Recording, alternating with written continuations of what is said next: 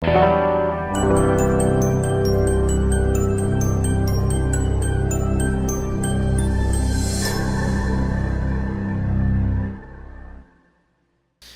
sua Bíblia comigo no livro de Mateus, capítulo 25. Então, que você mantenha a sua Bíblia aberta em Mateus, capítulo 25, versículo de 1 a 13. Quem achou, diz amém. Amém. Amém. Quem não achou, diz misericórdia. Graças a Deus, todo mundo achou. Mateus, capítulo 25, diz assim: Então, o reino dos céus será semelhante às 10 virgens que, tomando as suas lâmpadas, saíram a encontrar-se com o noivo. 5 dentre elas eram nécias e 5 prudentes. As nécias, ao tomarem as suas lâmpadas, não levaram azeite consigo. No entanto, as prudentes, além das lâmpadas, levaram azeite nas vasilhas. Versículo 5. E tardando o noivo, foram todas tomadas de sono e adormeceram. Mas à meia-noite ouviu-se um grito: eis o noivo, saí ao seu encontro. Então se levantaram todas aquelas virgens e prepararam as suas lâmpadas. E as nécias disseram às prudentes: dai-nos do vosso azeite, porque as nossas lâmpadas estão se apagando. Mas as prudentes responderam: não, para que não nos falte a nós e a vós outras. Ide antes aos que vendem e comprai-o. Versículo 10. E saindo elas para comprar, chegou o noivo. E as que estavam apercebidas entraram com ele para as bodas, e fechou-se a porta. Mais tarde chegaram as virgens nécias, clamando: Senhor, Senhor, abre-nos a porta. Mas ele respondeu: em verdade vos digo que não vos conheço. Vigiai, pois, porque não sabeis o dia nem a hora. Amém? Feche seus olhos mais uma vez, eu queria orar por você.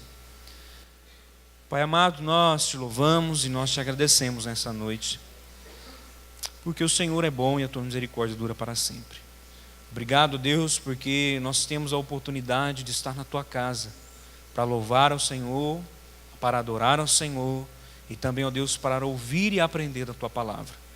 Ó Deus, que o nosso coração esteja aberto e a nossa mente também esteja sensível para tudo aquilo que o Senhor deseja tratar conosco nessa noite. Ó Deus, que nós venhamos sair daqui diferentes hoje. Que nós saiamos daqui, ó Deus, transformados pelo Senhor. Que nós saiamos daqui, ó Deus, renovados pelo Teu Espírito Santo. E que nós saiamos daqui, ó Deus, com as nossas lâmpadas hoje cheias, com as nossas lâmpadas acesas e com as nossas vasilhas cheias do azeite, que é o Teu Espírito Santo. Assim nós oramos e assim, ó Deus, nós te agradecemos mais uma vez em nome de Jesus. Amém e amém. Amém? Eu quero falar nessa noite sobre a igreja verdadeira. Você pode repetir comigo? A igreja verdadeira. A igreja verdadeira. Que tema, né? A igreja verdadeira. Muito se discutiu e muito tem se discutido ao longo dos anos sobre a igreja verdadeira. Qual seria essa igreja? A igreja verdadeira. Essa é uma discussão que talvez já tenha causado muitas brigas. Essa é uma discussão que talvez já tenha causado muitas dissensões, muitas separações ao longo dos séculos. Essa talvez seja uma discussão que talvez não tenha uma resposta e não terá uma resposta até que Cristo venha no coração de muitos. A igreja verdadeira. Ao longo da história, muitos tomaram para si essa veracidade. Muitos tomaram para si esse título de ser a igreja verdadeira. E nisso, de querer provar que eles eram, ou eles são a igreja verdadeira, muitas heresias surgiram ao longo dos anos. Muitas coisas ruins surgiram ao longo dos anos, ao longo da história da igreja. Porque quando eu digo que eu sou a igreja verdadeira, logo eu estou dizendo que a igreja do próximo não é verdadeira.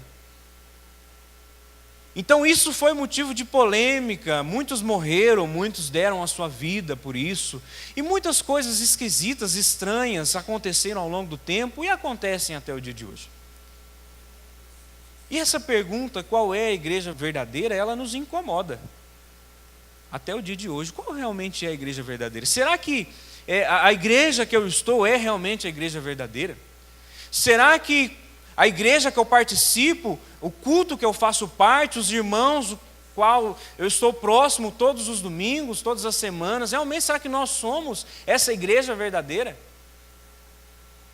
Será que a igreja verdadeira ela é pautada naqueles que falam em línguas ou naqueles que não falam? Será que essa igreja verdadeira é aquela que as mulheres têm que usar saia e os homens, né, têm que usar só terno e gravata? Ou será que a igreja verdadeira é aquela que não dá atenção para isso?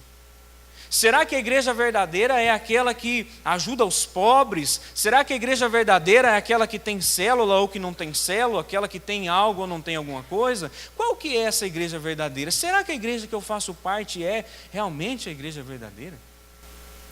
Você já parou para pensar isso?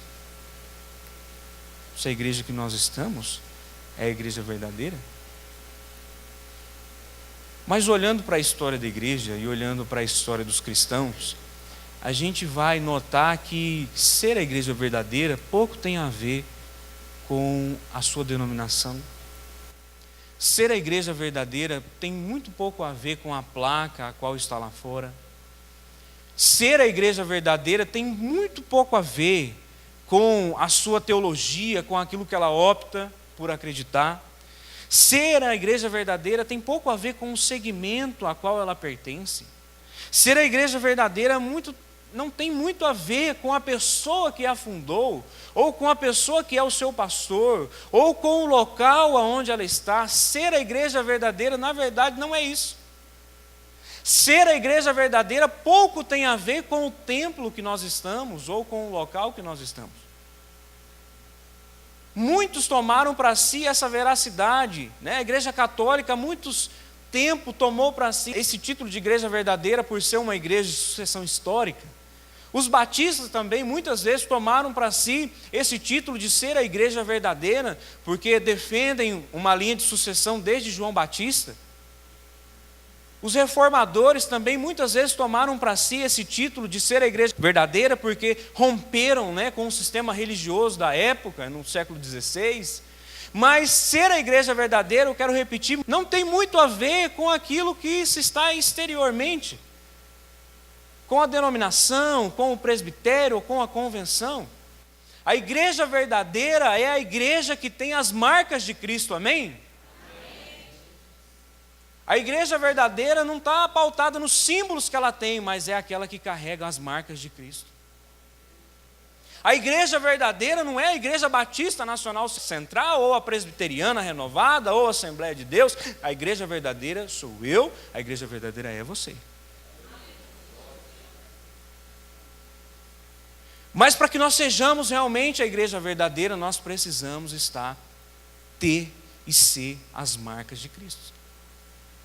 A grande pergunta não é a qual denominação nós pertencemos, mas se há em nós as marcas de Cristo.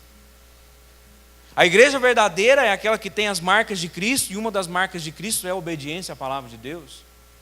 A marca de Cristo também é aquela igreja que é lavada e remida no sangue do Cordeiro.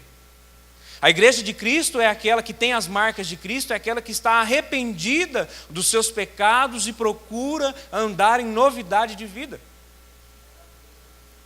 Igreja verdadeira é aquela que busca um relacionamento verdadeiro com o Pai. Igreja verdadeira é aquela que ama a Deus sobre todas as coisas e o seu próximo como a ti mesmo. Igreja verdadeira é aquela igreja cheia de fé, porque sem fé é impossível agradar a Deus. A igreja verdadeira é aquela que não abandona a comunhão, é aquela igreja que não deixa de congregar, mas vive em função do reino de Deus e não ao contrário. A igreja verdadeira é aquela que vive em função do reino de Deus e que não que usa o reino de Deus ao seu próprio interesse. A igreja verdadeira, a igreja que tem as marcas de Cristo, é aquela que anda no Espírito. A igreja verdadeira é aquela que mantém a sua lâmpada acesa. A igreja verdadeira é aquela igreja cheia de azeite, porque o azeite no Antigo Testamento e no Novo representa o Espírito Santo. Então eu vou poder dizer que a igreja verdadeira é aquela que está com as suas lâmpadas acesas e que tem óleo para queimar por muito tempo até que Jesus venha. Essa é a igreja verdadeira. Nós temos que parar de ser, muitas vezes, achar que nós somos a única igreja certa no mundo. E eu quero dizer que esse não é só um problema do Batista, esse é um problema de todas as igrejas. As heresias começam a partir do momento em que eu acho que só aqui há salvação. A heresia começa quando eu acho que só nós estamos certos. Lembre-se disso, a igreja verdadeira é aquela que tem as marcas de Cristo. E a igreja verdadeira não é o templo, esse templo bonito e verde que você está vendo. Mas a igreja verdadeira é essa pessoa que está sentada aí do seu lado. Essa é a igreja verdadeira. A igreja verdadeira é aquela que está preparada para a volta do noivo. Igreja verdadeira é aquela que sabe e reconhece que Jesus morreu, ressuscitou e voltará para buscar os seus. Igreja verdadeira é aquela que anseia pela volta do Messias, que deseja que o Messias volte. Quem é o Messias? Jesus. Igreja verdadeira é aquela que se alegra quando pensa, Jesus está voltando. Essa semana, conversando com alguém, eu falei, Jesus podia voltar hoje. Aí alguém falou assim, nossa, mas parece que tinha algumas coisas para eu fazer antes. Mas a igreja verdadeira é aquela que não interessa o dia, mas que pode ser hoje, que quer, que deseja, que anseia, que se alegra pela volta de Jesus. Maranata, ora vem, Senhor Jesus. Poderia ser hoje, poderia ser até agora, né? Evitava de eu terminar esse sermão. Mas nós devemos, a igreja verdadeira é aquela que está preparada para a volta do noivo. A igreja verdadeira é aquela que anseia por isso, que deseja por isso mais que tudo. Essa é a igreja verdadeira.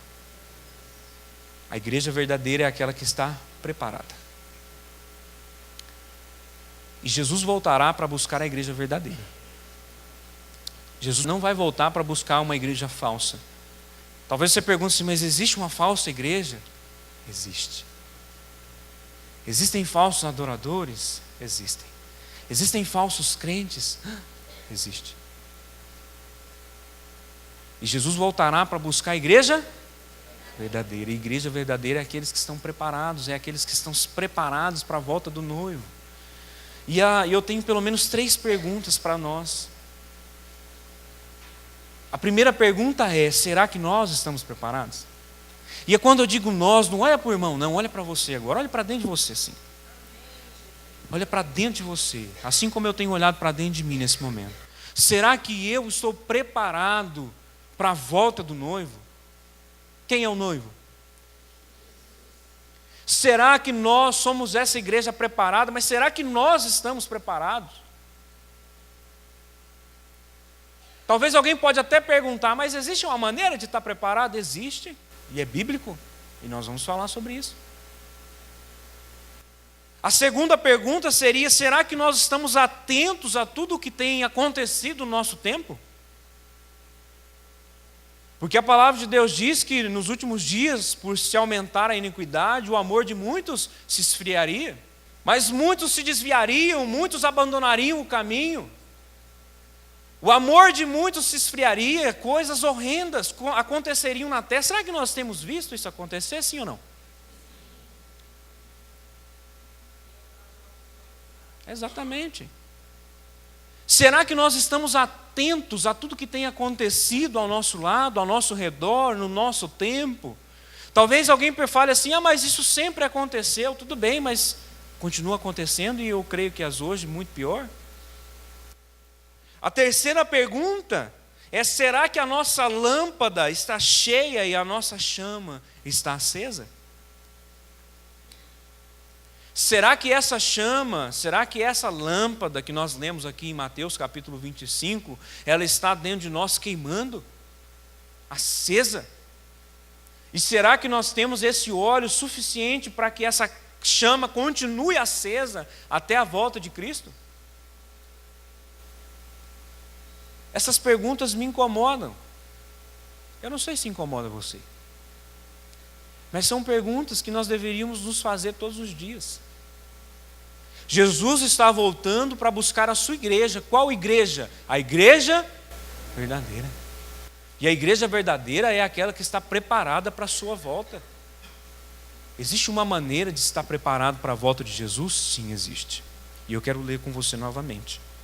Aqui, no versículo de 1 a 4. Mantenha a sua Bíblia aberta aí.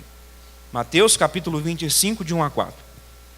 A Bíblia diz assim: então o reino dos céus será semelhante às 10 virgens, que tomando as suas lâmpadas, saíram a encontrar-se com o noivo. 5 dentre elas eram nécias e 5 prudentes. As nécias, ao tomarem as suas lâmpadas, não levaram azeite consigo. No entanto, as prudentes, além das lâmpadas, levaram azeite nas vasilhas. A primeira maneira de nós estarmos preparados para a volta de Jesus, a primeira maneira de nós sermos essa igreja verdadeira, é sermos prudentes. Sermos prudentes. Aqui a Bíblia diz que existiam 10 virgens. E essa passagem, ela faz analogia à igreja. Quem é o noivo? Quem são as virgens? Fala assim, a igreja. Existia um costume naquela época. E não era só um costume do povo judeu, mas também dos gregos. Quando haveria um casamento, fosse ter um casamento, eram separados 10 virgens. E existia todo um cortejo que pegava a noiva, né, na sua casa, na casa do pai da noiva. E essas virgens tinham nas suas mãos tochas, que são as lâmpadas. E essas virgens, essas mulheres acompanhavam a noiva, faziam um cortejo da noiva durante todo o caminho até chegar à casa do pai da noiva. No caso, na casa do noivo. Então existia ali toda uma festa, todo um ritual, e aí Jesus traz isso para a realidade da igreja, ele faz uma parábola. Só que aí a noiva sai de cena aqui, e no lugar da noiva está o noivo. É o noivo que está indo em direção à noiva. Só que ele não cita a noiva nessa história, ele cita as virgens. E as virgens aqui dessa história, essas mulheres, esse cortejo, representa a igreja do Senhor. Aqueles que irão com o noivo até as bodas do cordeiro. Aqueles que irão com o noivo até essa festa de casamento. Eu quero dizer para você que nós faremos parte desse cortejo, amém? Então havia esse costume. E aqui o texto vai dizer que tinham 5 nécias, 5 loucas, ou 5 insensatas, aquelas que estavam despreparadas, aquelas que não sabiam o que estavam fazendo. E existiam também 5 prudentes. O que é ser prudente? É se precaver, estar preparado para todo tipo de dificuldade. Você ser prudente é você se preparar de maneira antecipada. E esse texto diz que haviam 5 prudentes e 5 nécias. E aí vai dizer também que cada uma delas tinha as suas lâmpadas, as suas tochas. Cada uma delas era responsável por uma lâmpada. E para que esse cortejo fosse um sucesso, para que nenhuma delas estragasse esse casamento. Imagina você estragando uma festa de casamento. Já pensou nisso? Já pensou? Porque o casamento é um momento importante, não é?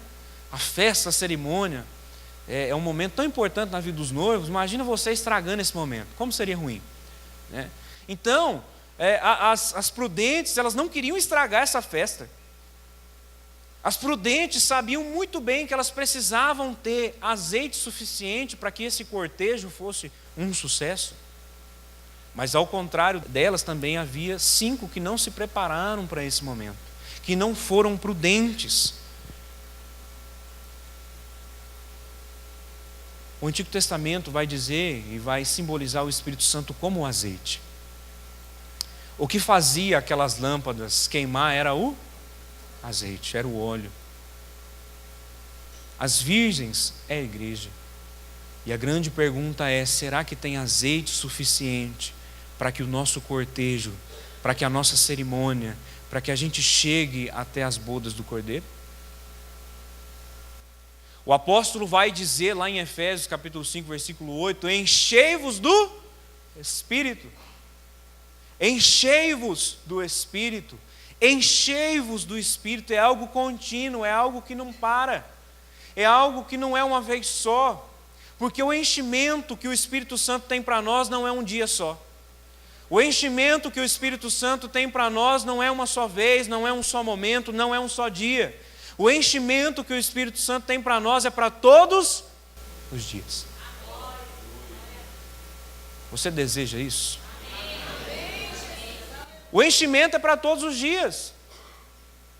Haviam ali 5 mulheres que não tinham azeite suficiente, mas tinham 5 que eram prudentes, e nós, como igreja do Senhor, como igreja verdadeira, como uma igreja que está preparada, nós precisamos ter azeite, nós precisamos ter o Espírito Santo até a volta de Cristo. Essa é a grande diferença dos prudentes e dos imprudentes. A grande pergunta talvez seria: a qual parte dessas virgens nós fazemos? Porque não quer dizer que as 5 virgens que eram nécias não estavam convidadas para o casamento, porque elas faziam parte do cortejo.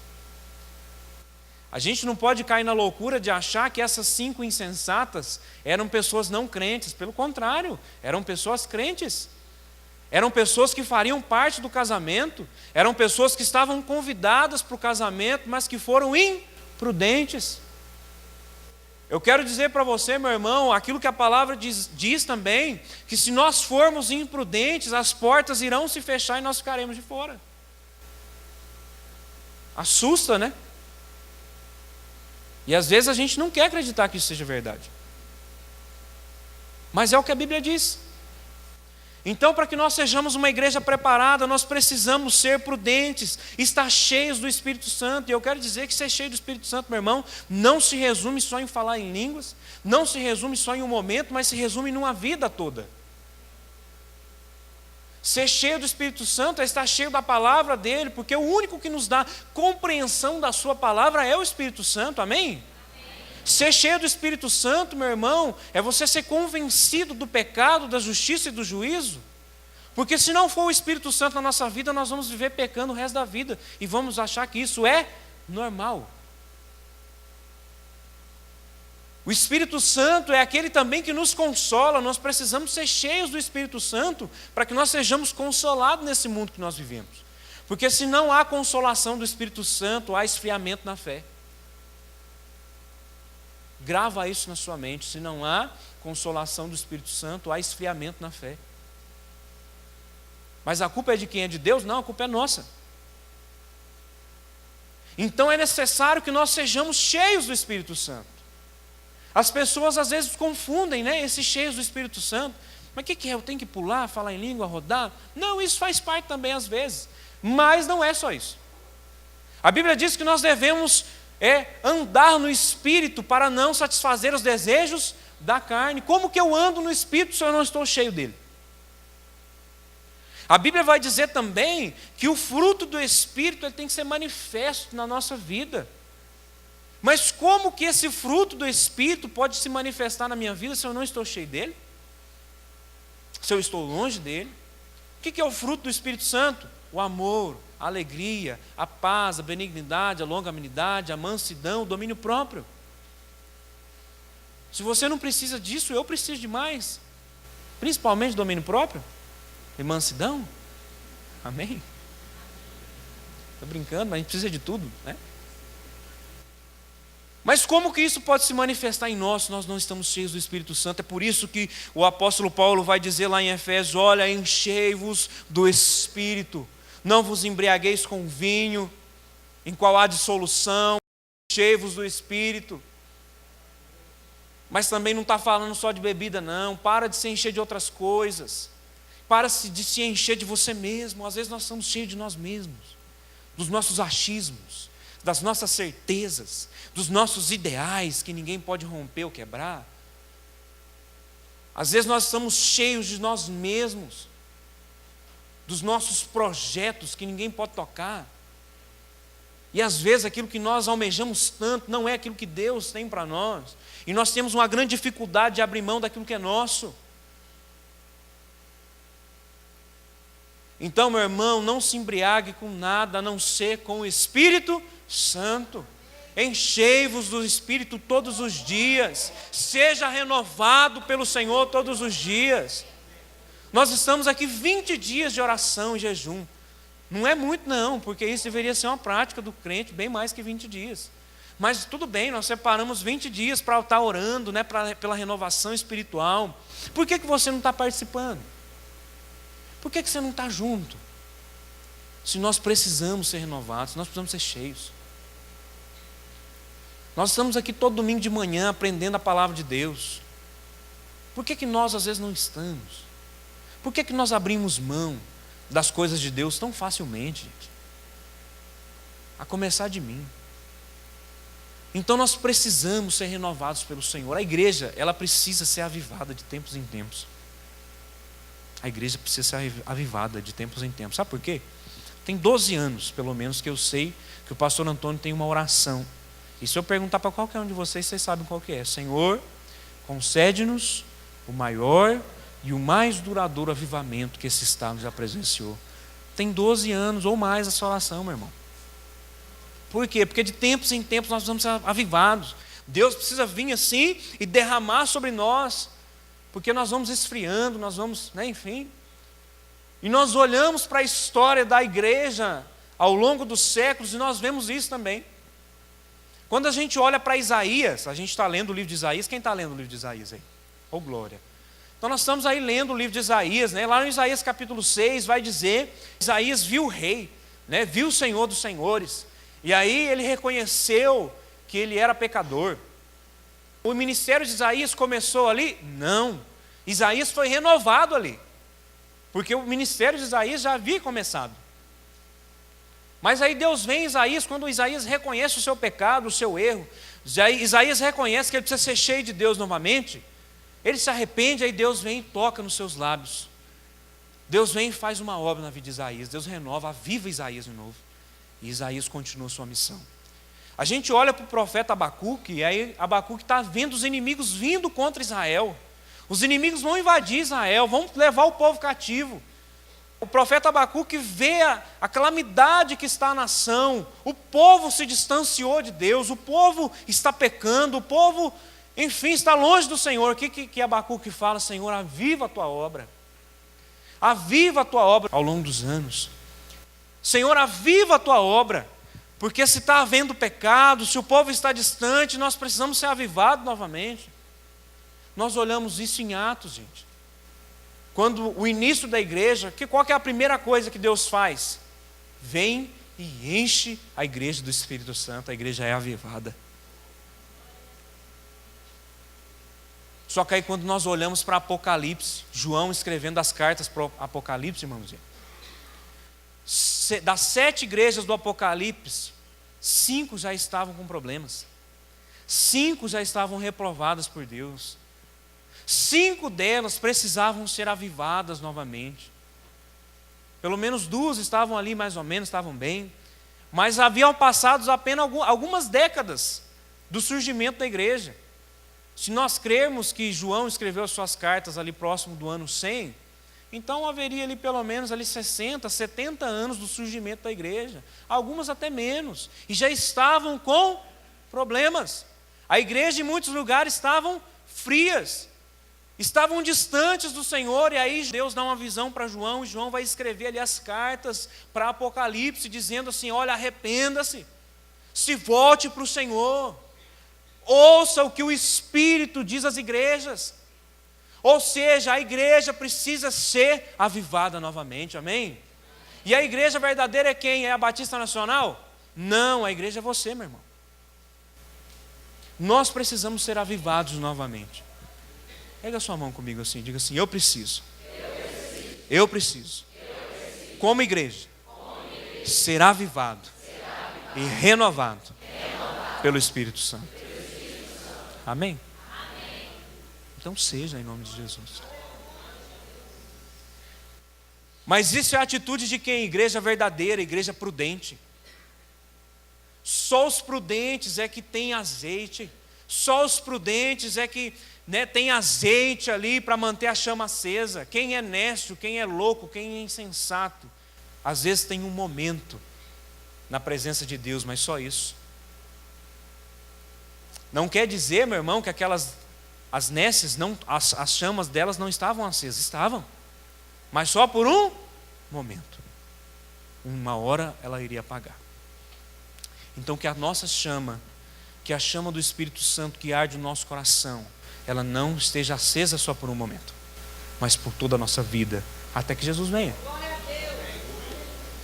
A segunda maneira que seremos uma igreja preparada, uma igreja verdadeira, é sermos atentos. Primeiro, ser prudente. Segundo, ser atento. Vamos olhar de novo aqui, versículos 5 e 6. Versículos 5 e 6 diz assim: E tardando o noivo, foram tomadas de sono e adormeceram. Mas à meia-noite ouviu-se um grito: Eis o noivo, saí ao seu encontro. Segundo requisito, segunda maneira de nós sermos uma igreja verdadeira e preparada, é sermos atentos. A Bíblia diz aqui que todas dormiram. Não foi só as nécias e não foi só as prudentes, mas todas adormeceram. Eu não sei se você sabe, mas muitos cristãos na igreja prometida se desviaram da fé, abandonaram a fé pelo fato de Jesus não ter voltado. Porque quando Jesus sobe aos céus novamente e a igreja começa, muitos daqueles que viram Jesus subir aos céus, ser assunto aos céus, esperavam que Jesus voltasse com eles ainda em vida. Muitos na igreja primitiva se preocuparam com isso, se decepcionaram com isso a tal ponto que eles vão se desviar da fé, vão abandonar a fé por crer que eles estavam seguindo uma mentira. Você pode ler a carta de 1 Tessalonicenses, por exemplo. Um dos motivos do apóstolo Paulo ter escrito a carta de Tessalonicenses era para acalmar o povo, porque o povo estava inquieto, porque Jesus estava demorando. E aqui a história vai dizer que as virgens adormeceram porque o noivo estava demorando. Será que Jesus está demorando? Ou será que somos nós que muitas vezes somos impacientes pela sua volta? Ou será que somos nós que não estamos atentos? Será que nós estamos preparados a tal ponto de, se Jesus voltasse hoje, Ele nos encontraria despertos, nos encontraria acordados? Ou será que o Senhor nos encontraria como encontrou os apóstolos lá o dia que Jesus foi para o Getsemane orar e falou para Pedro, Tiago e João: fica aqui e vigiai comigo. E quando Jesus volta, 3 vezes isso acontece, quando Jesus volta eles estavam dormindo. Será que se fosse hoje que Jesus voltasse, o Senhor nos encontraria acordados, dispostos, sentinelas? Ou será que o Senhor também nos encontraria dormindo? Ou será que nós estamos e permanecemos adormecidos? Isso é algo que nos incomoda. A igreja de hoje realmente ela passa por esse momento. E quando eu digo a igreja, no sentido geral, a igreja de hoje muitas vezes está dormindo mesmo. Muitas vezes nós estamos dormindo. Muitas vezes o nosso distanciamento de Deus nos leva ao sono. Nós pecamos à vontade. Nós fazemos o que é errado à vontade.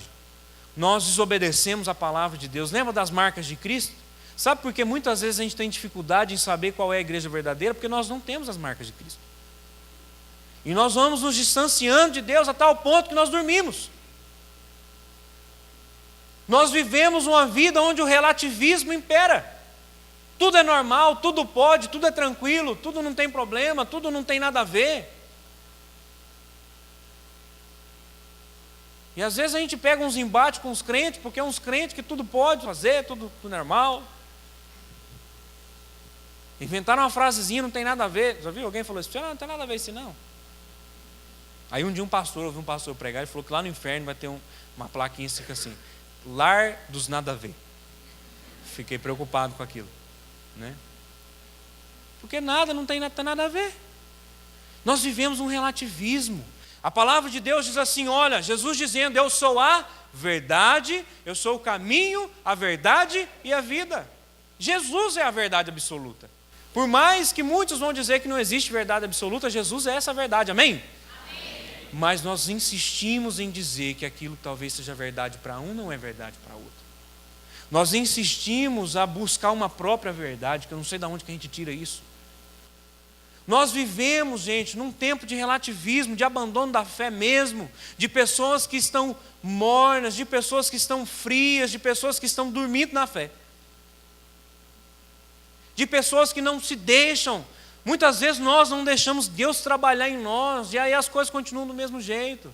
Nós estamos cheios de pessoas, e nós somos essas pessoas, que muitas vezes fazem a mesma coisa, querendo resultados diferentes.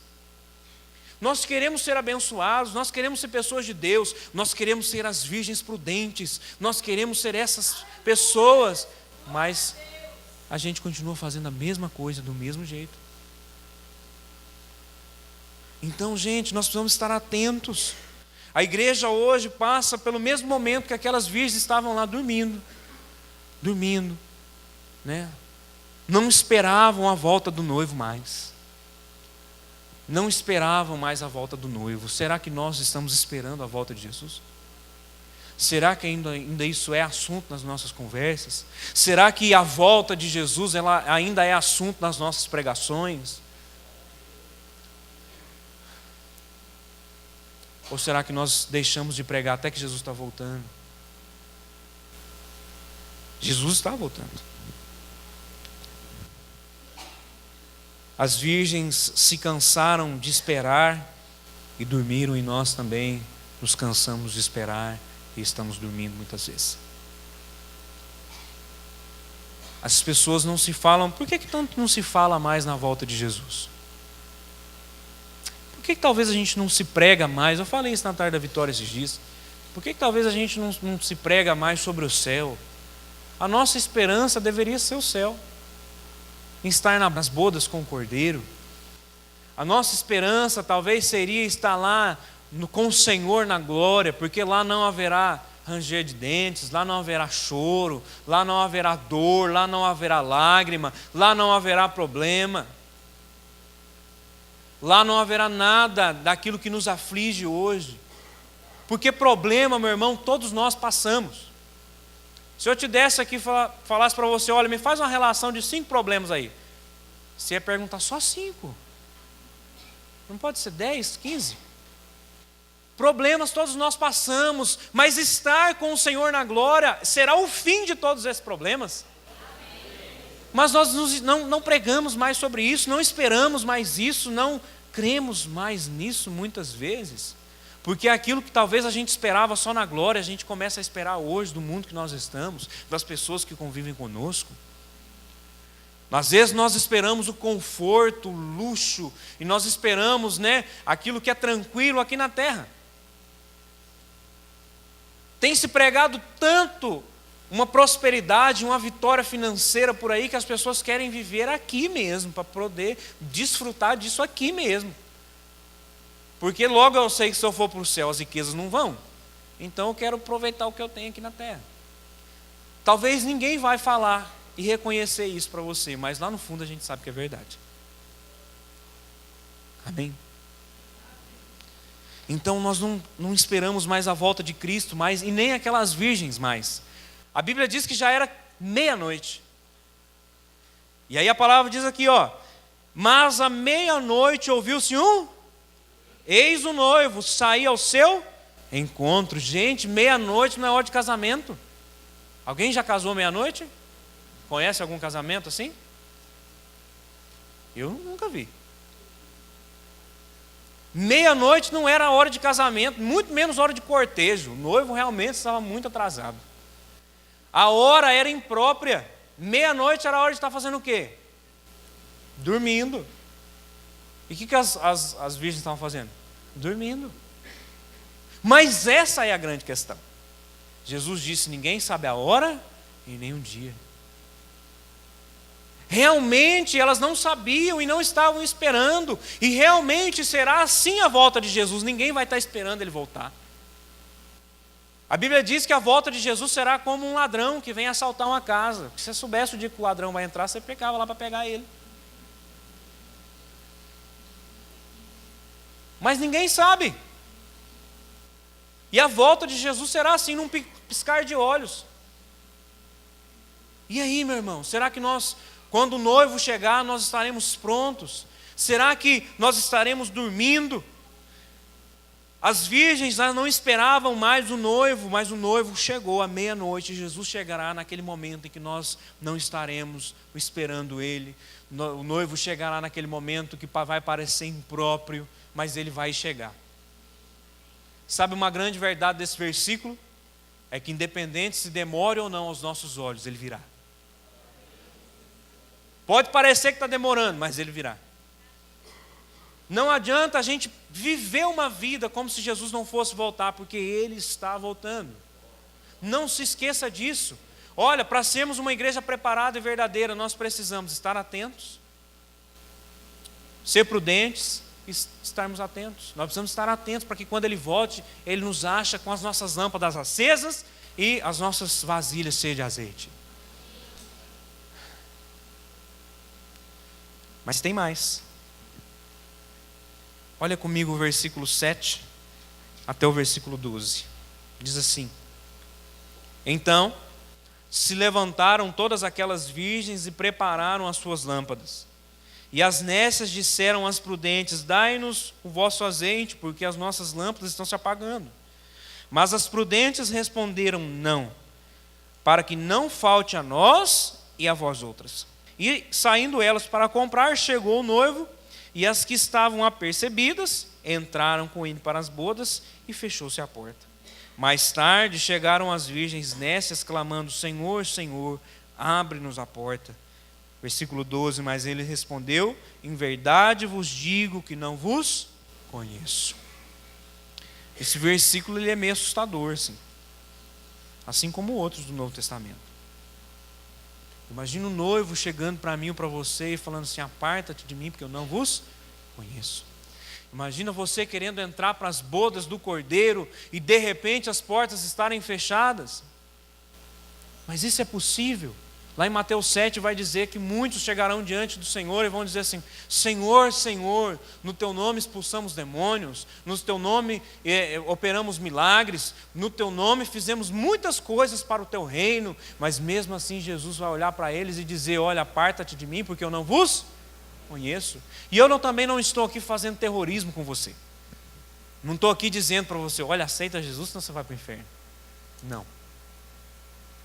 Mas eu estou advertindo tanto a minha vida como a vida da igreja, porque nós devemos estar preparados para a volta do noivo.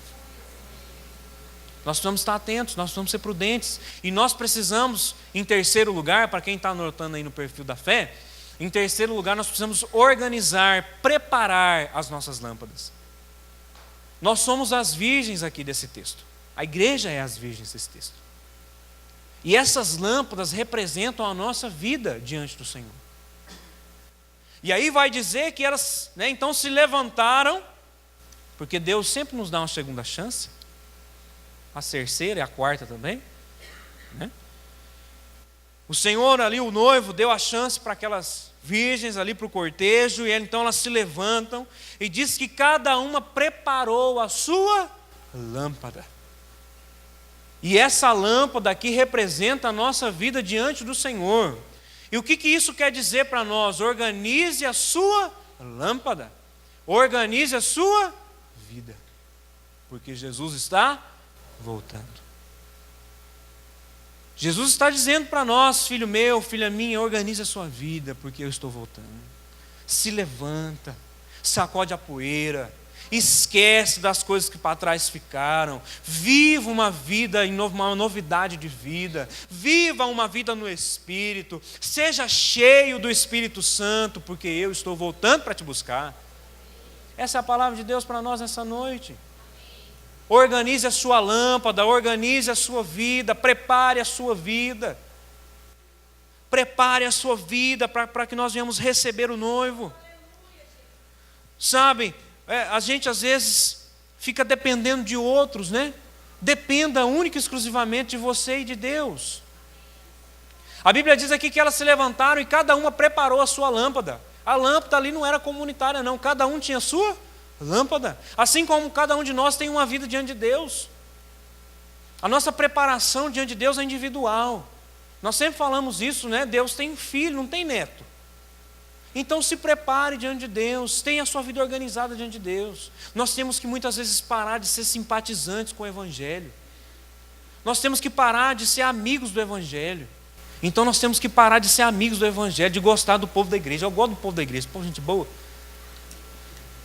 Nós temos que parar com isso. O Senhor nos chamou para ser filhos dEle. O Senhor nos chamou para ter um compromisso com Ele. Amém? Então nós temos que parar de ser simpatizantes do Evangelho e passar a ser filhos de Deus. Porque cada um vai preparar a sua lâmpada. Não fique dependendo da unção que Deus derrama no irmão. Ô irmão, ora para mim aqui, eu estou precisando de oração. Amém, às vezes nós precisamos de oração mesmo, nós precisamos de ajuda, da intercessão. Eu preciso também. Mas às vezes a gente só vive assim. Aquela piadinha que eu vou contar pela... 300 vezes já contei essa piada. O crente 6 horas. 6 horas para mim aí, que eu estou precisando de oração. Tá vendo? Vocês é tão velho que vocês nem riram. Crente 6 horas. A gente tem que parar com isso, gente. A gente precisa ter uma vida de oração diante de Deus. A gente precisa ter uma vida de intimidade diante do Senhor. Quando você orar, os anjos precisam reconhecer a sua voz lá na glória, amém? O Senhor precisa escutar a sua oração. E a oração do justo pode muito em seus efeitos. Aleluia. Então nós precisamos estar com as nossas lâmpadas preparadas. Primeiro, sermos prudentes. Segundo, estarmos atentos. E terceiro, as nossas lâmpadas precisam estar organizadas, preparadas para a volta do noivo. Aquelas virgens prepararam as suas lâmpadas. E a pergunta é, como estão as nossas lâmpadas? As nécias, aquelas insensatas, até saíram, para comprar azeite. Porque elas pediram para as prudentes falaram, o negócio é o seguinte, se eu te der azeite... vai faltar para você e para mim, nós vamos acabar com o casamento aqui, então vai comprar. Lembra aquele negocinho de criança? Quer, vai comprar. Vai buscar Deus, Enfim, elas até saíram para comprar. E a Bíblia diz que elas encontraram, porque elas voltam depois com azeite, mas aí já era tarde. Já viu aquele ditado, não deixe para amanhã o que você pode fazer hoje? Pois é, isso aplica a palavra de Deus também. Não deixe para amanhã a unção que você pode buscar hoje. Não deixe para depois o Deus que você pode buscar hoje. Existe uma palavra lá em Isaías 55:6 que eu gosto muito, os meninos até brincam comigo, diz assim, buscai o Senhor enquanto se pode achar. Isaías 55:6. Buscai o Senhor enquanto se pode achar, invocai-o enquanto está perto. Irmão, haverá um dia em que as pessoas buscarão o Senhor e não encontrarão. Haverá um dia em que as pessoas não terão o Senhor por perto. E aí, será que nós vamos deixar para buscar Deus nesse dia? Então não deixe para depois. Não deixe para amanhã. Não, vou esperar o pastor Antônio voltar de férias, aí eu começo a orar. Não, comece hoje. Vou esperar o pastor Antônio voltar para eu voltar para a igreja. Deus te ajude que Jesus não volte antes dele voltar, E a gente fica nisso. Não deixa para a última hora. Certa vez, presta atenção nessa história. Certa vez um pastor foi pregar. E aí, o tema da mensagem desse pastor era: o que você faria se hoje fosse o seu último dia na terra? Deus ia chegar para você e falar assim: meu filho, minha filha, é o seguinte, eu estou voltando amanhã. Já pensou? Estou voltando amanhã. Então você vai ter aí 24 horas para você fazer o que você quiser. Beleza? Mas não falou se está salvo ou não, falou só que está voltando. E o tema da mensagem era esse, O que você faria se hoje fosse o seu último dia na terra? Aí o pastor começa a entrevistar algumas pessoas na igreja. Irmão fulano, não vou fazer isso não, pode ficar tranquilo. Irmão fulano, o que você faria se você hoje fosse o seu último dia na terra? E aí eu acho interessante que a gente fica crente nessas horas, já viu? A gente fica crente, gente. Aí chamou uns ali, não pastor, eu ia passar o dia orando. Eu ia orar demais, eu ia falar em línguas, eu ia profetizar, eu ia ler a Bíblia, eu não ia comer nada, ia fazer um jejum ali de 24 horas para quando Jesus voltasse, eu estar ali, bonitinho, limpinho, enfim. Aí, pastor, amém, irmão, graças a Deus, né? Aí chamou o outro. Irmão, o que você faria? Não, pastor, eu sairia para evangelizar, porque se Jesus está voltando, então as pessoas precisam saber disso. Então eu vou evangelizar, vou falar do amor de Deus para as pessoas, vou na praça, vou pôr uma caixa de som lá, vou entregar panfleto, vou distribuir comida para os pobres, enfim, vou gastar meu último dia fazendo isso. O pastor, irmão, que benção, hein? Pastor, eu ia fazer, então tá bom, vamos chamar mais um. Aí o terceiro falou assim, não, pastor, nesse dia aí eu ia ir para a igreja, porque eu gosto de estar na igreja. Essa igreja é um lugar bom, gostoso estar na igreja, tem um povo bacana lá. O pastor Antônio gosta dele, né? Eu estar lá na igreja. E aí ia ficar lá na igreja, né? O dia inteiro, ia passar o dia na igreja, porque quando Jesus voltasse eu ia estar na igreja, então assim a comunicação ia ser mais rápida. Então eu ia buscar a igreja. Aí o pastor, amém. Né? E outros falando que ia buscar a Deus, enfim, todo mundo tinha essa vertente aí. Aí o pastor pegou o microfone e ele falou assim, irmãos, se hoje fosse meu último dia na terra, eu não faria o que vocês fariam. Aí o povo ficou assim, falando, mas que pastor desviado é esse, né? Não, pastor, não. Mas o que o senhor faria? Não, eu ia ficar em casa com a minha família, ia curtir bem meus filhos, ia sair com a minha esposa, eu ia aproveitar, né, para fazer coisas que eu gosto com as pessoas que eu amo. E aí o povo ficou meio revoltado, né? Falou, pastor, mas e pregar, e orar, e evangelizar, e buscar a Deus, você não ia fazer? Não, ele falou, não, irmão, não ia fazer não, porque isso aí eu tive a vida toda para fazer. O que ele quis dizer com isso? Que a gente não precisa deixar isso para a última hora. Porque com certeza Deus não vai chegar para você e falar assim, eu estou voltando amanhã. E como a gente não sabe nem o dia nem a hora, as nossas lâmpadas precisam estar acesas, organizadas, preparadas. Amém? Então, é uma vida. A preparação da nossa lâmpada não é um culto. A preparação da nossa lâmpada não é um dia. A preparação da nossa lâmpada é uma vida. Amém? Quem entendeu diz amém. Então, gente, primeiro, que nós podemos ser uma igreja verdadeira, nós precisamos ser prudentes. Nós precisamos estar atentos. Nós precisamos preparar a nossa lâmpada. E para encerrar, eu quero dizer o que está aqui no versículo 13. Versículo 13 diz assim: vigiai, pois, porque não sabeis o dia e nem a hora. O que nós devemos fazer para ser uma igreja verdadeira e preparada para a volta do noivo? Vigiar e orar. E às vezes a gente usa isso tanto como um jargão no meio dos crentes. Vigia, crente. Vigia e ora, crente. Que às vezes se torna algo meio banal, assim, algo sem muita importância. Mas Jesus por várias vezes disse, olha, vigia, ora. Os apóstolos vão repetir isso. Jesus disse lá em Mateus capítulo 26, versículo 41, não precisa abrir não, diz assim, vigiai e orai para que não entreis em tentação. O espírito na verdade está pronto, mas a carne é fraca. Vigia e ora. A vigilância, a oração, ela tem que ser uma constância na vida do crente. A vigilância, a oração, ela tem que ser todos os dias, aonde quer que nós estivermos. A vigília e a oração, ela deve fazer parte da nossa vida, meus irmãos. Nós precisamos orar mais e vigiar mais, porque para que a gente não entre em tentação. Às vezes a gente pega só a segunda parte do versículo e vai dizer assim, não, mas a carne é fraca. A carne é fraca, filho, mas a carne é fraca. Irmão, não, mas a carne é fraca. E aí alguém disse um certo dia, fraca é a sua desculpa. E realmente essa desculpa está fraca. Nós precisamos começar a nos esconder atrás dos versículos bíblicos. A gente tem que parar de se esconder atrás, às vezes, de uma máscara. A gente precisa parar de se esconder atrás dos nossos pecados e, às vezes, achar que está certo. E a Bíblia vai dizer também, né, o apóstolo Paulo vai dizer lá em 1 Coríntios, aquele, pois, que pensa estar em pé, veja para que não caia. Em outras palavras, aquele que está de pé, cuida, meu irmão, para não cair também. Vigia e ora para não cair. Meu irmão, todo mundo tem o pé de barro. A começar do pastor até o irmãozinho ali que converteu hoje.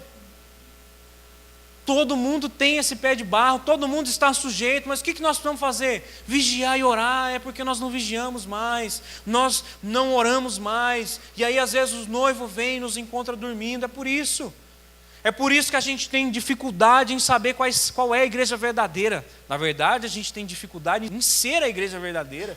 Por quê? Porque nós não vigiamos, nós não oramos.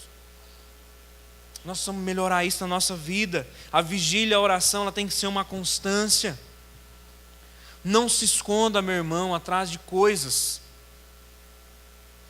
Não se esconda atrás de uma personalidade forte, muitas vezes, que ninguém pode falar nada para você. Não se esconda atrás de desculpas.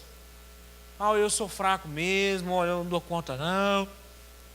A gente não consegue ser perfeito, ninguém é perfeito. Não, ninguém pode me julgar. Todo mundo é fraco. A gente fica com essas desculpinhas, infeliz.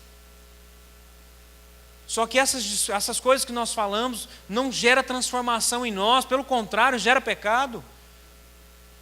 Meu irmão, porque eu fico abismado, porque que nós, quando vamos orar por uma cura, quando nós queremos uma bênção, quando nós queremos uma vitória, nós somos valentes. Já viu crente orando por uma vitória? É valente. Derruba o Golias, despedaça o urso, atravessa o mar vermelho, anda sobre as águas, tudo para receber uma vitória. Mas na hora de se manter em santidade, na hora de dizer não para alguma coisa, não consegue, não dá conta. Por que nós somos assim? Nós somos valentes para orar para ser abençoado, mas na hora de ser valente para falar uma renúncia, nós não somos. Então nós precisamos orar mais e vigiar mais no Senhor. Para você que talvez entrou aqui pela primeira vez hoje, talvez você é visitante, está chegando aqui, e a sua pergunta é: o que eu tenho a ver com tudo isso? Eu quero dizer para você que o Senhor Jesus está te chamando para você fazer parte da igreja verdadeira dele. Para você que entrou aqui pela primeira vez, o Senhor Jesus está te chamando para você ser filho dele, para você ter uma vida com ele. Ele quer mudar e transformar a sua vida, e você ser uma igreja verdadeira no Senhor. Amém? Talvez você entrou aqui e está afastado dos caminhos do Senhor. Sabe qual que é a palavra de Deus para você aqui hoje? O Senhor ainda está te aguardando. Por mais que você esteve dormindo algum tempo, por mais que você esteve distante algum tempo, o noivo está voltando e ele quer te levar para a festa de casamento com ele. E para você que continua firme aqui domingo após domingo, o Senhor está falando para você: mantenha a sua chama acesa, seja cheio do Espírito Santo, porque eu estou voltando para te buscar. A palavra de Deus aqui hoje é para todos. Amém? Qual que é o segredo? Qual que é a chave? Manter a chama acesa. No Antigo Testamento existia uma chama, um fogo que ardia no altar. E essa chama, a palavra de Deus diz que não podia se apagar. Hoje pode não existir aquele altar, mas existe um altar que está aí dentro de você. E essa chama continua existindo, porque ela está ardendo aí dentro. E essa chama não pode se apagar mais. Como que eu mantenho essa chama acesa? Não apagueis o Espírito. Como que eu mantenho essa chama acesa? Com azeite, porque é o azeite que faz a chama queimar. E quem é o azeite? O Espírito Santo. Eu quero voltar então: enchei-vos do Espírito Santo. Buscai ser renovados, avivados, cheios do Espírito Santo. Vamos nos colocar de pé.